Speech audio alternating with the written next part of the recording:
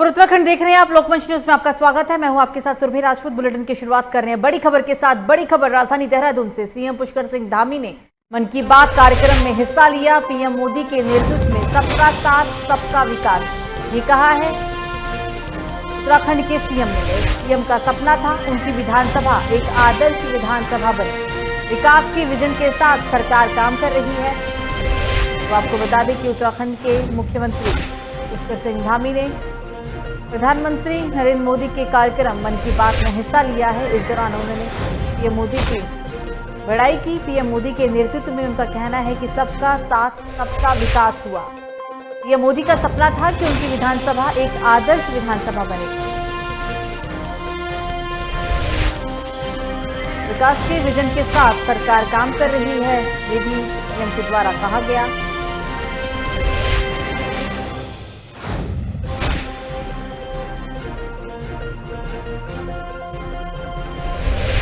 कार्यक्रम की आप ये तस्वीर देख रहे हैं। मन की बात कार्यक्रम में उत्तराखंड के मुख्यमंत्री पुष्कर सिंह धामी ने हिस्सा लिया है।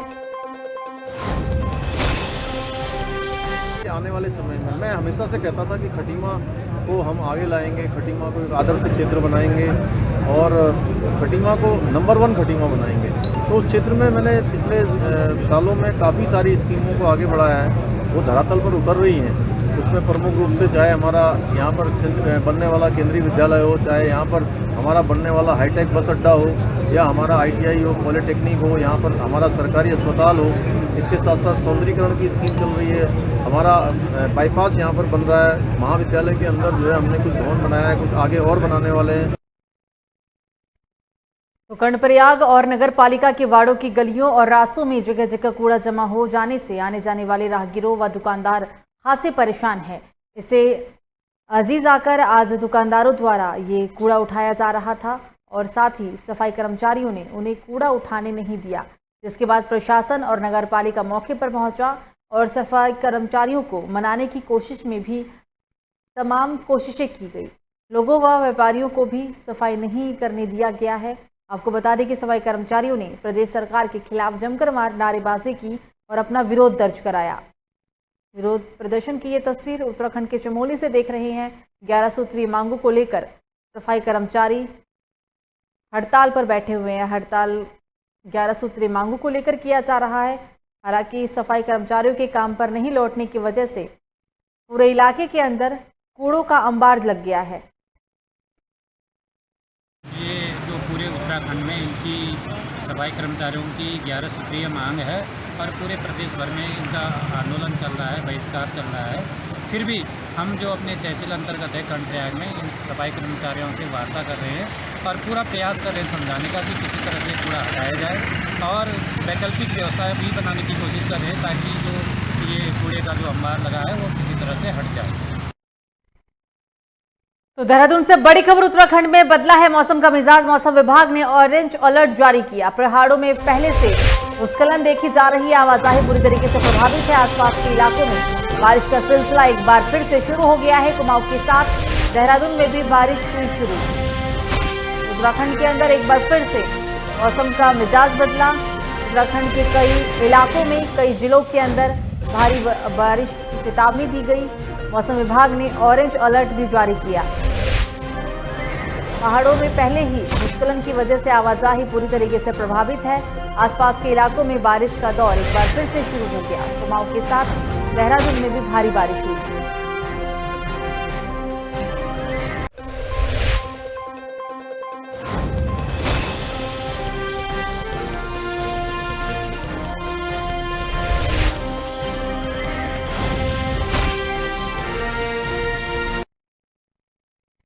तो खबर नगर पालिका जोईवाला से है, जहां 4 साल कार्य करने के बाद ईओ विजय चौहान का मसूरी स्थानांतरण होने पर नगर पालिका अध्यक्ष और सभासदों ने शानदार विदाई दी है।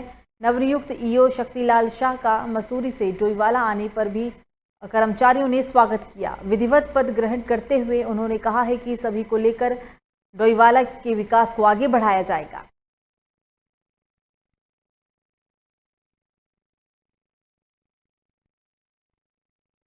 उत्तराखंड के डोईवाला में ईओ का भव्य स्वागत किया गया। अधिकारियों कर्मचारियों के द्वारा ये स्वागत समारोह की तस्वीर नगरपालिका में ईओ का हुआ स्वागत।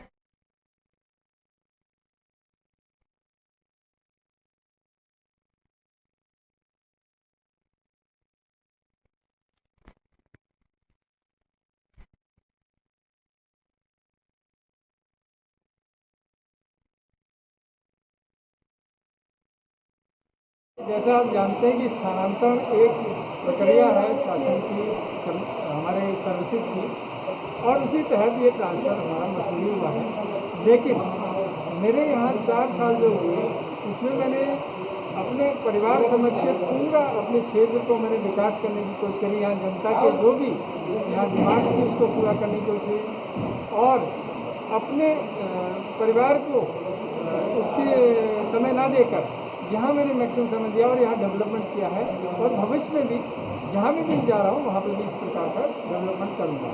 देखिए, हम आए क्योंकि आज बिजली चार्ज वाला नगर पालिका में दे दिया है और मैं निश्चित तौर पर जो भी यहाँ की विभिन्न समस्याएं मेरे संज्ञान में जैसे कुछ आई हैं और उसको मैं निरीक्षण करूँगा, अध्ययन करूँगा और अन्य जो भी समस्याएं होंगी, जो भी माननीय सभासदगणों द्वारा, माननीय अध्यक्ष द्वारा मुझे अवगत कराया जाएगा, उनका मेरे द्वारा निरीक्षण किया जाएगा।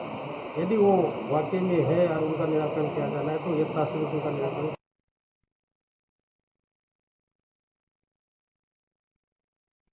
तो धर्मनगरी हरिद्वार में सावन महीने में सुबह से ही लोगों की भीड़ मंदिरों में जुटने लगी है। लोग भगवान शिव के ससुराल कनखल में दक्ष प्रजापति मंदिर में सुबह से ही शिवालयों पर जल चढ़ाकर पूजा अर्चना कर रहे हैं। आपको बता दें कि श्री पंचायती निर्मल अखाड़ा के कोठारी जसविंदर सिंह ने कहा है कि ये सावन का महीना बहुत ही महत्वपूर्ण है, क्योंकि यदि हम पूरे वर्ष गंगा में आस्था की डुबकी नहीं भी लगाएं तो इस श्रावण के महीने में गंगा में डुबकी लगाने से, ध्यान पूजा अर्चना करने से पुण्य की प्राप्ति होती है और जो श्री भगवान की ससुराल कनखल में आकर गंगा में स्नान करता है उसे इसका अत्यधिक लाभ भी प्राप्त होता है।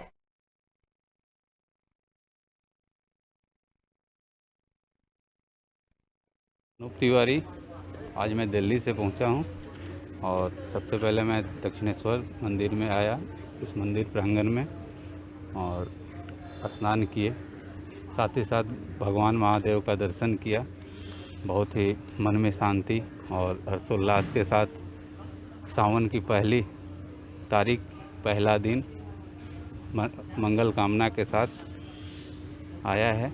और इस मंदिर के बारे में मैंने बहुत से महत्व सुना है। यहाँ सती हुई थी और इनके बारे में सुना है कि बहुत अच्छा सत्य है।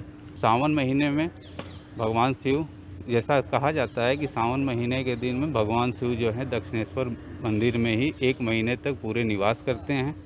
साथ ही साथ और इसी सिलसिले में या इसी दर्शन को लेकर भारी भीड़ उमड़ी रहती। तो अगली खबर काशीपुर से है, जहां कांग्रेस की नई सेना बनने से बीजेपी में खलबली मचना शुरू हो गया है। यही कांग्रेस सेना अब 2022 में होने जा रहे विधानसभा में महाभारत में विरोधियों को धूल चटाते हुए प्रदेश में कांग्रेस का परचम फहराएगी। यहां पहुंचने पर सबसे पहले काशीपुर महानगर कांग्रेस कमेटी अध्यक्ष संदीप सहगल एडवोकेट के नेतृत्व में रंजीत रावत का स्थानीय कांग्रेसी कार्यकर्ताओं ने फूल मालाओं से जोरदार नारेबाजी के साथ भव्य स्वागत किया। उत्तराखंड के काशीपुर की आप तस्वीर देख रहे हैं, क्योंकि उत्तराखंड के अंदर 2022 में विधानसभा चुनाव होना है। विधानसभा चुनाव से ही पहले लगभग सभी पार्टियों की तैयारी शुरू हो गई है। इसी कड़ी में कांग्रेस के द्वारा एक स्वागत समारोह का आयोजन किया गया था, जहां बीजेपी सरकार पर जमकर निशाना साधा गया और कांग्रेस की उत्तराखंड के अंदर सरकार बनाने को लेकर दावा भी किया गया है। पिछले चुनाव में 2017 में भागीदारी कर चुकी है और कहीं भी अपनी उपस्थिति तक दर्ज नहीं करा पाई और इस बार भी वही होने जा रहा है। अभी तक आम आदमी पार्टी का जो ढांचा है संगठन का, वो नहीं है उनके पास और न वो ऐसे कोई मुद्दे पे लोगों को आकर्षित कर पाए हैं कि लोग उनके साथ सड़कों पे आ गए हों। इससे बड़ी बात क्या हो सकती है कि अरविंद केजरीवाल जी जो दिल्ली के मुख्यमंत्री हैं, वो देहरादून राजधानी में आए और एक होटल में प्रेस कॉन्फ्रेंस करके चले गए। अगर आम आदमी पार्टी के साथ लोग जुड़े होते तो उन लोगों के बीच वो आते। तो क्षेत्रीय विधायक एवं कैबिनेट मंत्री का ड्रीम प्रोजेक्ट किंकरेग स्थित पार्किंग का निर्माण कुछ गति से चल रहा है। 208 वाहनों की क्षमता वाली और 32 करोड़ की लागत से निर्मित इस पार्किंग का शिलान्यास सन 2015 में पूर्व मुख्यमंत्री हरीश रावत के द्वारा किया गया था। आपको बता दें कि लगभग 6 साल बीत जाने के बाद भी ये पार्किंग आज तक नहीं बन पाई और कुछ समय पहले ही इसका एक भाग भी टूट कर गिर गया था, जिससे इसकी गुणवत्ता और भी खराब हो चुकी है और गुणवत्ता के ऊपर भी तमाम तरह के सवालिया निशान लगने लगे हैं। इस पार्किंग को 3 साल में बनकर तैयार होना था, लेकिन 6 साल बीत जाने के बाद भी ये पार्किंग अभी तक तैयार नहीं हो पाई है। आपको बता दें कि मसूरी शहर में पार्किंग सबसे बड़ी समस्या है और यहाँ आने जाने वाले पर्यटकों को आए दिन जाम से भी जूझना पड़ता है। सड़कों के किनारे पर्यटकों के लिए वाहन खड़े रहते हैं, जिससे जाम की स्थिति उत्पन्न हो जाती है।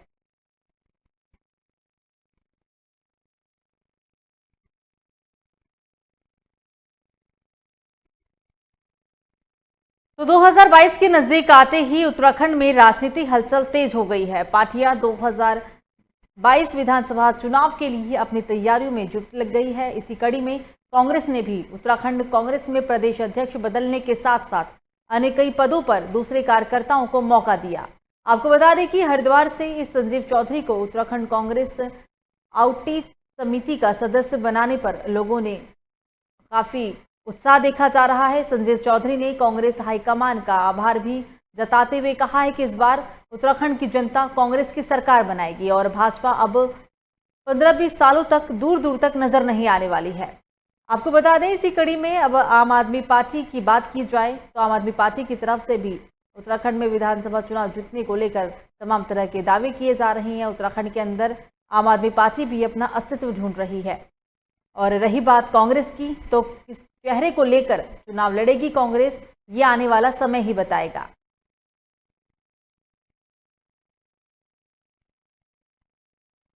सबसे पहले मैं आप सभी लोगों को धन्यवाद करना चाहूँगी कि आप लोग इस शुभ मौके पर यहाँ पर इकट्ठा हुए हैं। मेरा नाम एडवोकेट बबीता ठाकुर है और मैं संजीव चौधरी जी को आउटरीच कमेटी के मेंबर बनने की बहुत बहुत हार्दिक शुभकामनाएं देती हूँ। ये हमारे होने वाले भावी नेता हैं जो निरंतर लगातार प्रयास करते रहते हैं समाज में गतिविधियों में बने रहने के लिए, और इनका जो कार्यभार रहता है वो हमेशा निष्फल रहता है और हमेशा मतलब निरंतर प्रगति करते रहते हैं ये, और समाज में रह के लोगों के दुखों को देखना और उनकी समस्याओं को समझना इनका महत्वपूर्ण कार्य रहता है। और मैं संजीव चौधरी जी को बहुत बहुत हार्दिक शुभकामनाएं देना चाहती हूँ। सरकारें बदलती है, इसमें कोई दो राय नहीं है, लेकिन अब उत्तराखंड की जनता इतनी त्रस्त हो चुकी है कि निश्चित तौर पर अगले 15-20 साल तो भारतीय जनता पार्टी की सरकार राज्य में बनने ही वाली नहीं है। भारतीय जनता पार्टी की सरकार में इतने पाप, इतने घोटाले, इतना भ्रष्टाचार हुए हैं कि अब भारतीय जनता पार्टी की वापसी उत्तराखंड में तो संभव ही नहीं है। दूसरी बात रही आम आदमी पार्टी की, तो वो लोग अपना धरातल अभी तराश रहे हैं।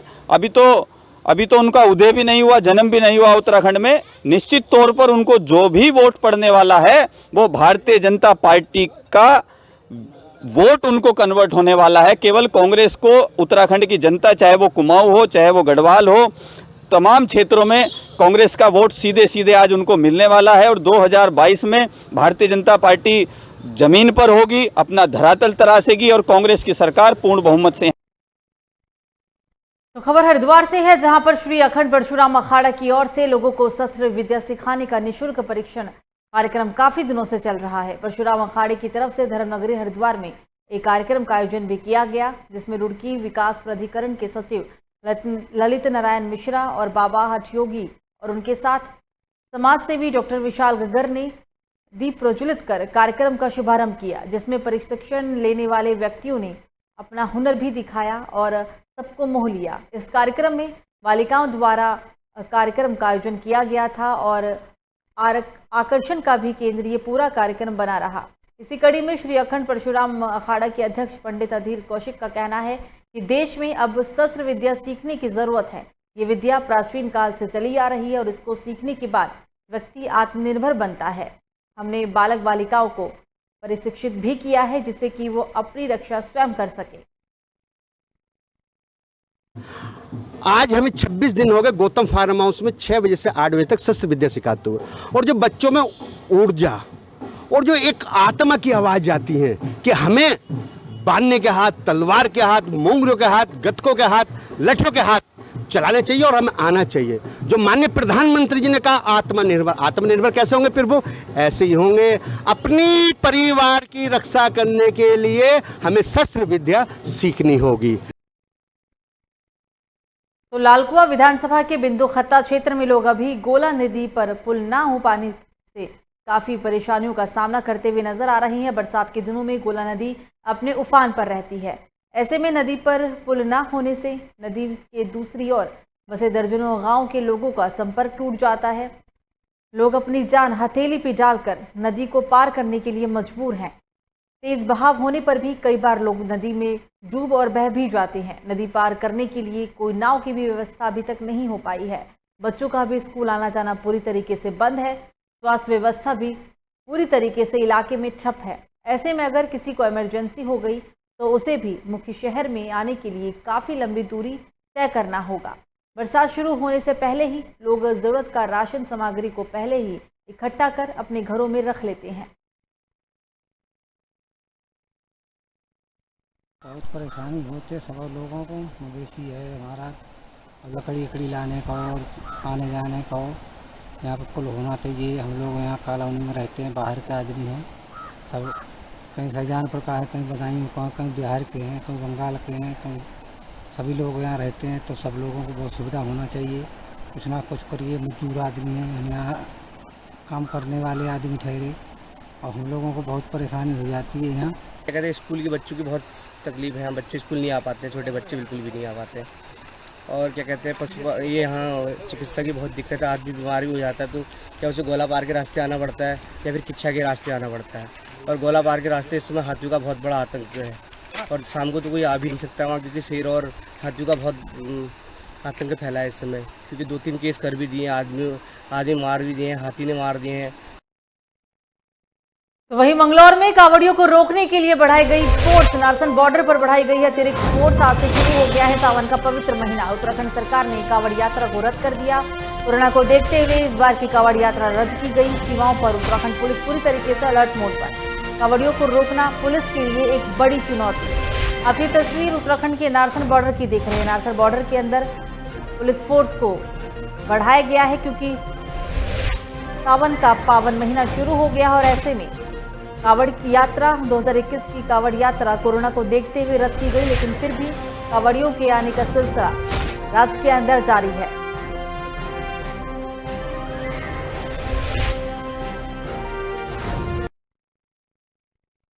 तो उत्तराखंड कांग्रेस के कद्दावर नेता रणजीत सिंह रावत को कांग्रेस कार्यकारी प्रदेश अध्यक्ष उत्तराखंड की ताजपोशी पर पहली बार रामनगर आगमन पर जनसैलाब ने उनका भव्य स्वागत किया है। कांग्रेस कार्यकर्ताओं सहित रामनगर की आम जनता ने भी रणजीत सिंह रावत का ढोल नगाड़ों के साथ स्वागत किया।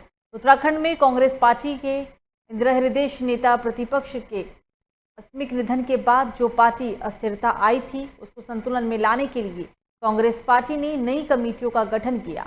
रणजीत रावत ने रामनगर में पहले ही आगमन पर कांग्रेस कार्यकर्ताओं को और क्षेत्र की जनता ने हल्द्वानी बैरियर से रामनगर तक बाइक रैली निकालते हुए अपनी खुशी का इजहार किया।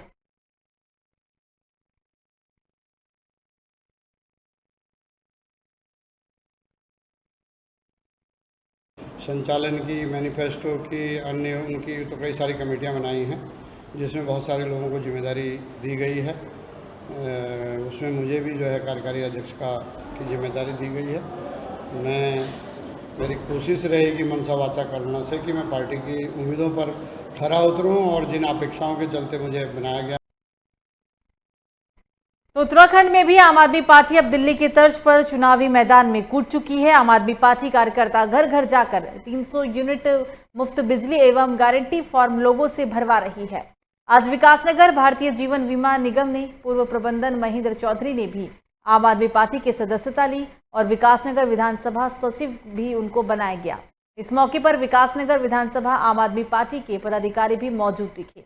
विकासनगर विधानसभा सचिव बनने पर महेंद्र चौधरी ने कहा है कि आगामी 2022 में विकासनगर विधानसभा में भी चुनाव होने वाले हैं और आम आदमी पार्टी दिल्ली के तर्ज पर ही अपने दमखम पर उत्तराखंड में चुनाव लड़ेगी। आम आदमी पार्टी ने उत्तराखंड के लोगों को 300 यूनिट बिजली देने का वादा किया, जिसे फॉर्म आजकल उत्तराखंड की जनता से भरवाए भी जा रहे हैं।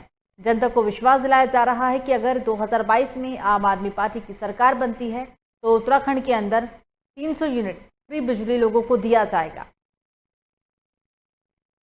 हमारे आदरणीय केजरीवाल साहब ने जो यहाँ पर जो है एक सुविधा दी है, उसमें जो है 300 यूनिट फ्री का दिया है और उसमें जो है 24 घंटे बिजली का भी दिया है। और उसमें जो है ये जो किसी का यदि पेंडिंग बिल है और वो दे नहीं पाए हैं तो वो भी पूरी तरह से माफ़ किया जाएगा और किसानों को जो है पूरी तरह से जो है बिजली मुफ्त की जाएगी। और जो है मैं भी उसमें जो है उत्तराखंड की जनता से ये निवेदन करता हूँ कि आप पार्टी को जो है तो इस बीच राजधानी देहरादून से एक बड़ी खबर, 13 जिलों में होगा सीएम का दौरा। सीएम के साथ प्रदेश अध्यक्ष भी रहेंगे मौजूद। लोगों की समस्या का होगा निस्तारण, साथ ही जन समस्याओं का भी निवारण किया जाएगा। 252 मंजिलों में संवाद कर जन समस्याओं का होगा निवारण। तो उत्तराखंड के अंदर 2022 में विधानसभा चुनाव होना है। विधानसभा चुनाव से पहले सीएम का 13 जिलों के अंदर काफी अहम दौरा भी होगा। सीएम के साथ इस दौरे के दौरान प्रदेश अध्यक्ष मौजूद रहेंगे। लोगों की समस्याओं को जाना जाएगा और समस्याओं का निस्तारण भी किया जाएगा।